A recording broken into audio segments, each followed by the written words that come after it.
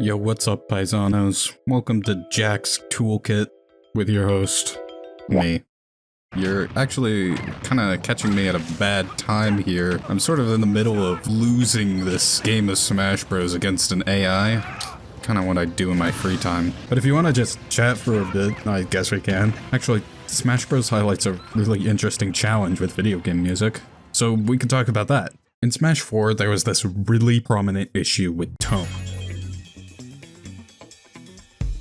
Smash Bros. Is a fighting game. Or, I guess that's a controversial statement, actually. But I think we can agree that Smash Bros. Is at least more action-focused than Animal Crossing, for example. Animal Crossing is a pretty chill game, and despite that, Smash 4 had several tracks plucked straight from the original Animal Crossing, which doesn't really make for very esports-worthy music, especially considering competitive Smash Bros. Loves the Animal Crossing stages. But obviously this issue isn't exclusive to video games by any means. I don't think putting the soundtrack of the Lego Movie into Saving Private Ryan would work much better, although video games do have a challenge with tone that movies don't have: the player.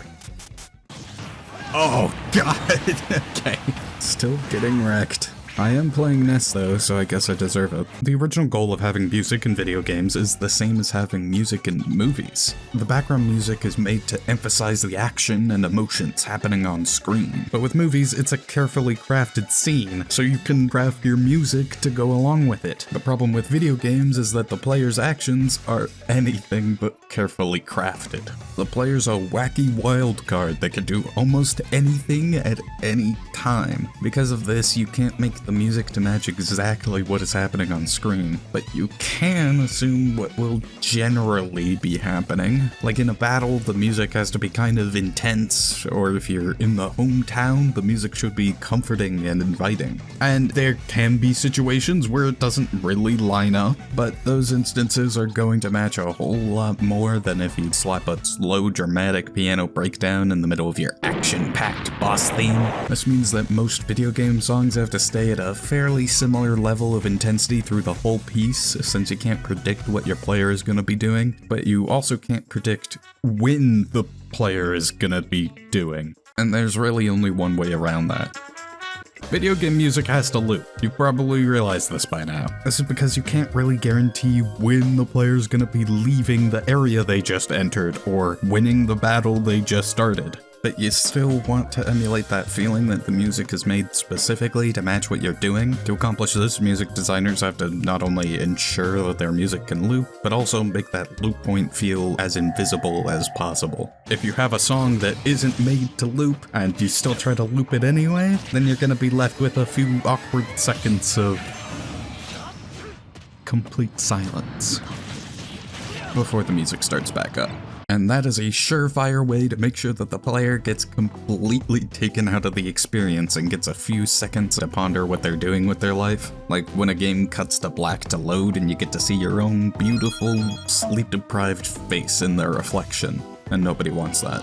Because of this, you need the start and end of your song to match up, and that creates its own set of issues. Because not only do they have to match up to each other, to a certain extent they have to match up to the rest of the song too, since again, you don't really want that loop to be fully obvious. But if the beginning of the song has to be really similar to the end of the song, and they both have to be pretty similar to the middle of the song, and the song's looping over and over, then repetition's going to become a bit of an issue. That's even more accentuated by having to have the tone be consistent, because you can't have a part in the song that's dramatically different from any other part in the song, so you really have to spice things up in any small way you can. There's always been the technique of having an intro to a song that's not part of the loop, which alleviates some of these issues, but the end of the song is still stuck in its old ways, since making an outro separate from the loop is a lot more complicated. You know when they're gonna start the song, it's at the start of the song, but you don't really know when they're ending the song, and more importantly, you have no idea where in the song it's going to end. For all you know, the player may have just had the song loop to the beginning again right when they win the battle or leave the area they're in. But there are a couple other ways that composers have addressed repetitiveness. For one, as much as your tone/intensity needs to be consistent in a song, there are some small adjustments you can make within these bounds. For example, if you're writing a boss theme, you can have parts of the song that will feel less intense relative to the rest of the song without bringing players out of the experience. As long as it still matches the general mood of, uh-oh, this is the big final battle, I'm really in danger. You can have a slightly slower moment that leans more into being tense rather than intense. Slower moments in the song can build up tension rather than deliver on the same high energy intensity for the whole song, which can work just as well for most of what the player will be doing. Another much more straightforward technique is to simply make the length between loops longer. If there's longer middle, then you're able to explore more slight variations throughout the whole song before having to reel it back into the same thing that it started at. However, song length is its own entire issue. When making a video game soundtrack, you're making a lot of songs. This is more so a problem with modern games, since their scope is so much bigger. Back in the day, you could get away with one 30-second loop.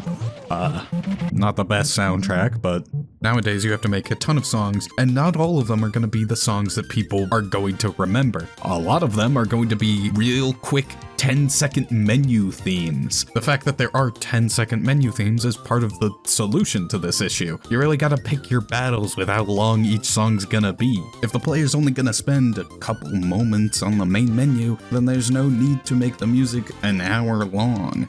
But if it's a boss battle that they might spend hours on, then maybe make the boss theme a bit longer. But generally, while most modern songs fluctuate around the 4-minute mark, on average video game songs are closer to 2.5 minutes. Each song has to be shorter because there's more songs, and each song can be shorter because there's more songs. You're not listening to one song the entire game, and even when you do listen to one song a lot, it's not your main focus. Video game music inherently doesn't need to be able to stand alone by itself. A lot of it does still, but the fact that video game music is supplemented by the video game is one of the useful tools you get when composing for a video game. As I said, not every song needs to be the massive banger that sells everybody on the entire soundtrack. Some songs are just gonna be like, boom, boom, boom, boom, boom, boom. You know? Even when you do have to make the big banger for the big climactic moment of the game, there's plenty of benefits that video games provide specifically that can help you with that. For one, the song itself doesn't have to carry the whole emotion of the event. The gameplay should also ideally be pushing whatever emotion they're going for at this point. But it also helps to use leitmotifs. Leitmotifs are basically the idea of having a common melody or chord progression or something that can represent a character, idea, or location, like using the melody of the main theme of the game in several other songs throughout the game. These leitmotifs will already have a lot of emotional connection to the player, since they're linked to some aspect of the story already, so messing around with them makes it a lot easier to make the player feel the way you want them to. There's not really any big examples of game soundtracks that are known for doing this, certainly not in any indie games or anything, but lots of video games have made use of leitmotifs, and not only is it great for emotional manipulation, but it also helps composers tackle the sheer quantity of songs that they need to make. Because, sure, you could make this entire soundtrack of like 100 songs, but in actuality, it's more like 5 songs that are just sorta remixed together and mashed up, and that's all you need. But it's not like this is a new concept that video games invented. This has been around since classical music only had an orchestra playing to convey a whole story, and people were like, ah yes, I can imagine this entire story just from the violins going doo-doo-doo-doo-doo-doo. That was the protagonist falling down the elevator shaft. But enough about the fun positives of composing for video games. Let's get back to the problems. More specifically, how video games have tried to solve these problems. Even though I guess that's still positive. Whatever. Obviously, a massive help has been the progression in technology, because back in the NES era, you were limited to 4 sound channels, which had to have not only the music, but also the sound effects. That's why in a lot of old games, when a sound effect starts playing, it cuts out part of the music, and this obviously limits you quite a bit. That's why a ton of old video game music is very melody-based, but that doesn't really solve any of the issues we were talking about earlier with like needing a consistent intensity level throughout the whole song or stuff like that. But a big development with video games that has actually been a major solution to a lot of these issues is dynamic music systems. The core issue you were facing is that you didn't know what the player was doing. So dynamic music systems say, alright, this is what the player's doing, so make the music do this in response. That's all they are. And obviously, that solves all the issues we were just talking about. Now that you know what the player's doing, you can match the music to what's happening.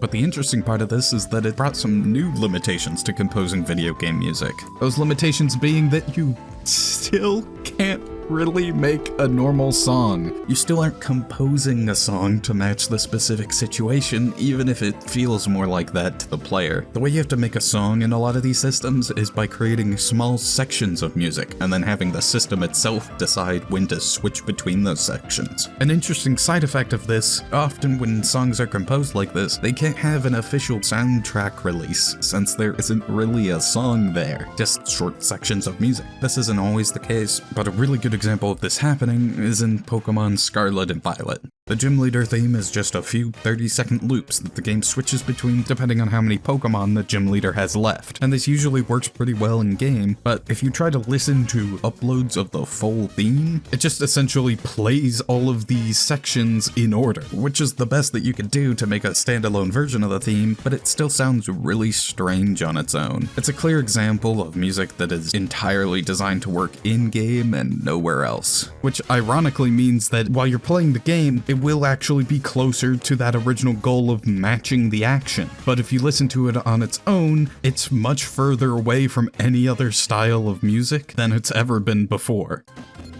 Oh god, get absolutely destroyed, Crom. I feel dirty for that one.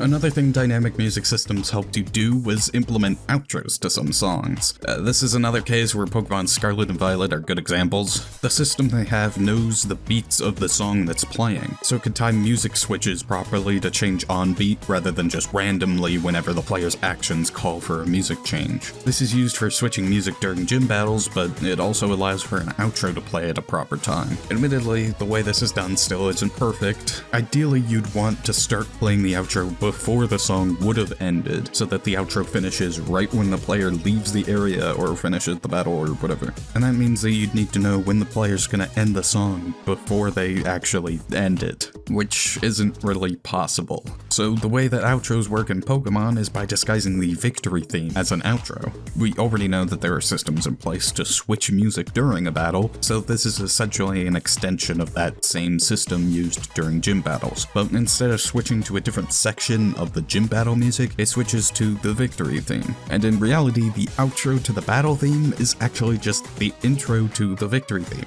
And we already solved how to have intros that aren't part of the main loop of the music a long time ago. But that's just how they got this to be possible at all. You still have to face the issue that you don't know where in the song that the outro will begin. This also doesn't really have an elegant solution yet. What composers have had to do is try to make the outro work with any part in the song. This means that the outro has to be a really general summary of what the whole song is, which can really limit what you can do with it. And even with that, the outro can still sound awkward if it plays during certain parts of the song. So it's still not perfect, but this at least gets game soundtracks closer to what their original goal was. There are some video game soundtracks that just sound like movie soundtracks or band albums already, and developers continue to try to innovate on how music can better adapt to the player and fully work to emphasize the action. But for the more video games, the old techniques work perfectly fine, and I hope that never changes. The style of music that's come from the limitations that video games have is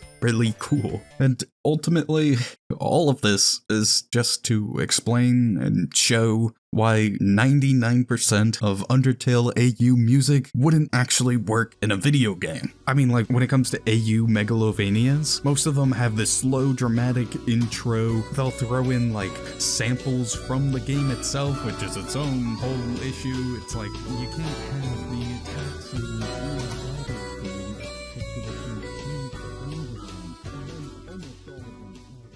and then they're like, this doesn't work at all, and they completely scrap the whole thing, and then the project is dropped, and it's years of wasted